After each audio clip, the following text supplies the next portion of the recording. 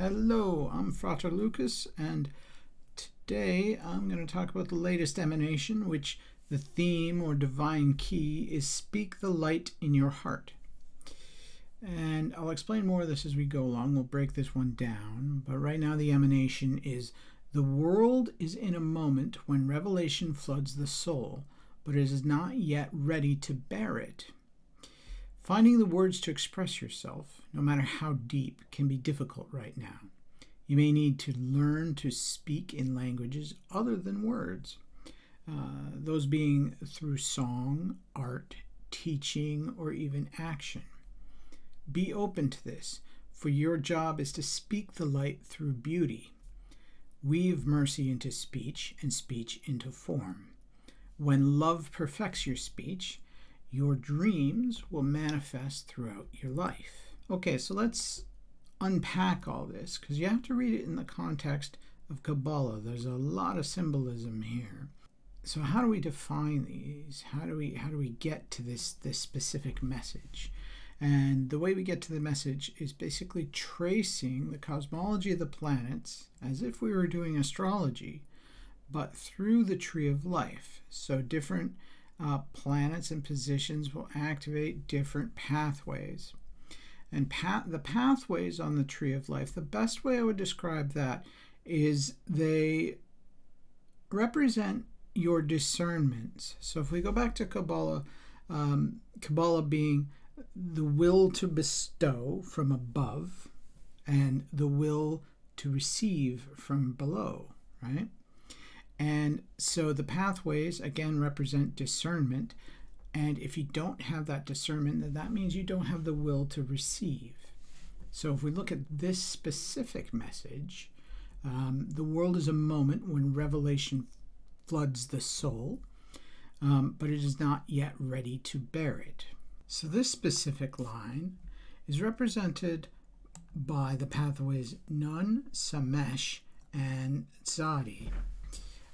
If you're following along in tarot, that would be the Death card, the Temperance card, and the Star. But it's so the pathway Nun represents kind of the descent of the old self into transformation, and then the breaking of containment so that light can pour through. Right? And then Samesh, in this case, represents the testing and tempering of that kind of flood or emanation, and kind of the divine influx. And finally, Tzadi, it represents the revelation or illumination of the divine eminence. But it's not the section where we talk about the world not being ready to bear it is because you'll notice in the graph that Malkuth is not illuminated by a planet right now. So the divine's trying to reach us and whatnot, but it's almost like we have no will to receive right now. So if we go on to the next bit, finding your words to express yourself, no matter how deep, can be difficult right now, and that's because Hod is illuminated in the graph you'll see, but it is what I call stranded. So there's no connected pathway to it. So that means it's there, is being filled with emanation or illumination from above, but it has no way to transmute that down towards us, towards Malkuth, towards the kingdom. Right? Now, you may need to learn in languages other than words through song, art, teaching, or action. And that's one of the things so Hod specifically has to do with, kind of the technicals, kind of like the codex of things. So when I think of the technicals and the codex, I think of John Dee. John Dee he's responsible for the Adamic language, or what we call the Enochian language these days. If you want to read up on that, definitely get some of Aaron Leach's books. But it's definitely a Hod or Hod kind of sensibility of being exacting and almost like engineering a language and whatnot. But when Hod is as I say, stranded, that it's almost like that codex or like I'm saying, the illumination isn't getting through to you.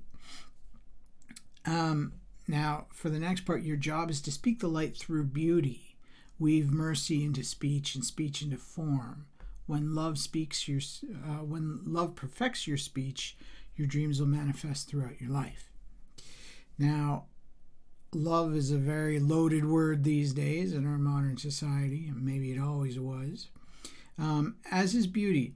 So in the context of Kabbalah, in the context of love, what we're talking about here is the Sefirat Tifereth, and it doesn't really mean love and beauty in the sense that you would think. What it's talking about is balance. So we're going back to the temperance card here. And beauty, and love is kind of like the outcome. I talk to my students all the time about this. Love is the outcome of things, of Tifereth.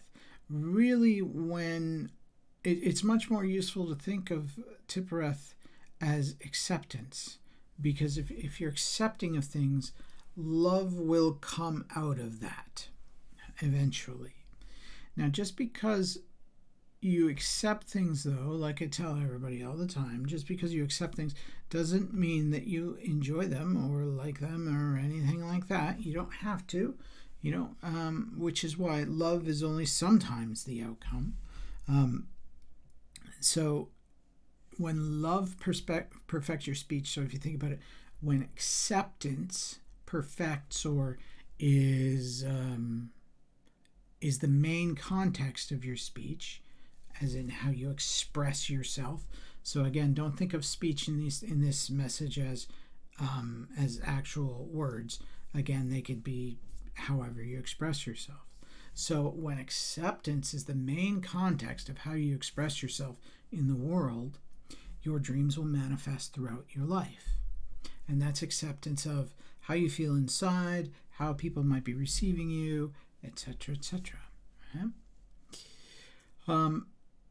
So I've been watching these for a while now. I haven't really spoken about them much because I'm like sort of, I don't know what you'd say, testing. I'm not sure, but it's something that I've come across, and I'll talk about this more because emanations change every few days. Mainly with the moon, of course. The moon might go into something else. But what's really interesting about emanations is there is an infinite number of them. Despite the tree of life looking very small and whatnot, there is an infinite number of messages that can come from this. And we trace it back to the Hebrew language and through Gematria. And you stay tuned. There is certainly more to come.